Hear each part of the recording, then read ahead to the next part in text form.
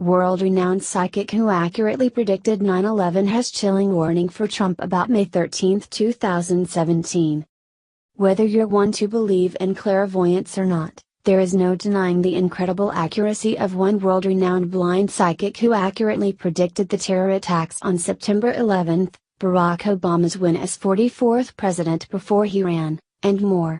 Now, more of what Bubba Vanga predicted before she died almost 10 years ago is unfolding before our eyes, leading to perhaps the most chilling prediction yet for what's going to happen on May 13, 2017. Vanga has a shocking success rate of major predictions well before they came to fruition, which some believe proves that she's correct. She stated that America's 44th president would be black and would also be the last African American leader of the United States. She also predicted the rise of the Islamic State in conjunction with an attack they would commit on U.S. soil, referring to horror in the homeland caused by steel birds.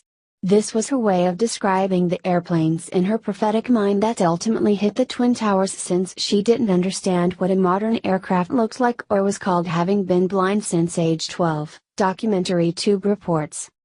She passed away in 1996 before her other prophecies could unfold, which we are seeing now today, including a conflict between Russia, America, and North Korea that she said would start from Islamic State's involvement in Syria. Now, her psychic successor, self-proclaimed messenger of God Horacio Villegas, according to the Mirror, has an equal accuracy to Vanga and a chilling warning for President Trump and America. Villegas' latest statement comes as a warning with not much time before the given date in which he claims it will take place. As we watch what is happening between North Korea, Russia, America, and Syria, it seems that we're on the brink of World War III, and Villegas said it's closer than we thought, set to start on May 13, 2017. This comes after he said in 2015 that America's billionaire businessmen would become the Illuminati king who will bring the world into World War III, Villegas said. That day is less than a month away, and with everything happening as both mystics suggested it would, and proof of which is right before our eyes, there's strong reason to believe this war is on our horizon. His prediction is particularly troublesome for Russia, North Korea, and China, which Villegas says will be in deadly global conflict. The specific date doesn't come without reasoning, as explained by the Mirror. It is claimed that Our Lady, another name for the Virgin Mary, Mother of Jesus, visited Fatima in Portugal on 6 different occasions. The first visitation was said to have taken place on May 13, 1917. This was the day, according to the Catholic faith, that Our Lady warned people that if her requests to convert Russia to the faith were not followed, God would use the country to wreak havoc on the world. The 100th anniversary of this event is less than 4 weeks away, which Villegas believes is when the war we're already seeing percolate will erupt. As for how long it will last, the mystic continues with his same theory to predict its end on October 13, 2017, since Our Lady of Fatima announced, the war is going to end, and the soldiers will soon return to their homes.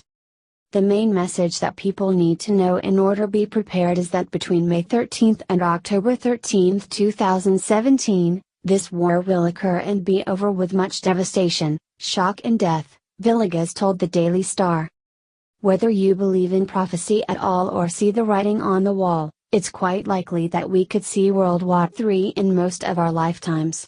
While the prospect of this event is certainly terrifying, we can all rest assured knowing that at least we have a capable commander-in-chief in charge who is proactive about our defense. America has returned to the position of the superpower, and all the players in this war don't stand a chance against our military. Millions of illegals just got huge surprise from Trump today after they just tried to sue him. For years, under the Obama administration, our borders have been essentially useless.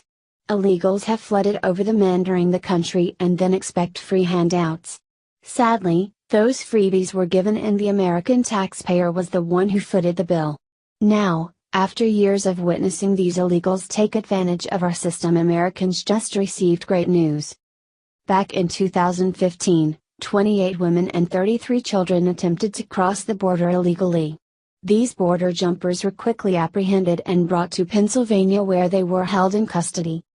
Now, This should have been an open and shut case.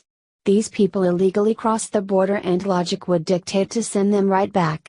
Well, that would be common sense, right? No, these illegal immigrants decided to challenge their expedited deportation. The Third United States Circuit Court of Appeals heard the case and ruled that illegal aliens have no constitutional rights to the due process if they are denied entry. Which obviously makes sense. So, you would think that would have been the end of the story. Nope, not at all. These illegals decided to challenge the lower court's decision and bring it to the Supreme Court. Well, on Monday, the SCOTUS crushed their hopes and dreams and refused to even hear the case.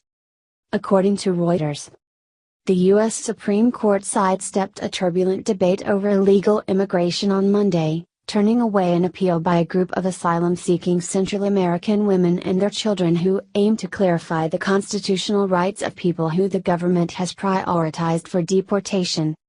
The families, 28 women, and 33 children ages 2 to 17 from El Salvador, Honduras, and Guatemala, had hoped the justices would overturn the lower court's ruling preventing them from having their expedited removal orders reviewed by a federal judge.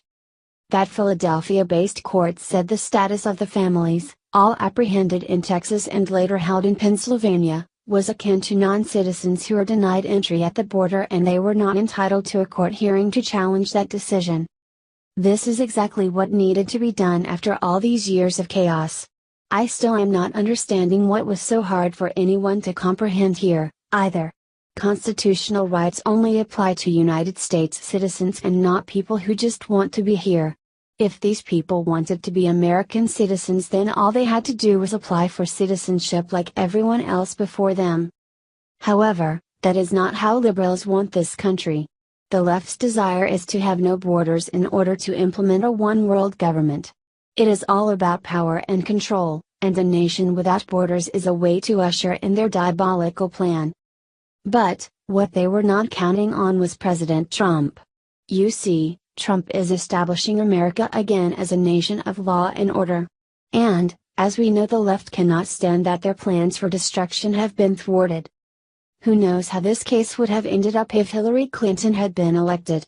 But, because of Trump's victory and his appointment of Justice Neil Gorsuch, we are getting back on the right track. Share this if you agree with the Supreme Court's decision and let us know what you think in the comments below. Pic emerges of what Trump just did to Hillary's WH picture and it's pissing idiots off everywhere. The White House is filled with historical pieces and artifacts that represent our nation's history, but perhaps none are so rightfully controversial and repulsive as the image of the failed Democrat candidate, Hillary Clinton. She earned a framed spot on the wall for her role as First Lady, just like all others before her.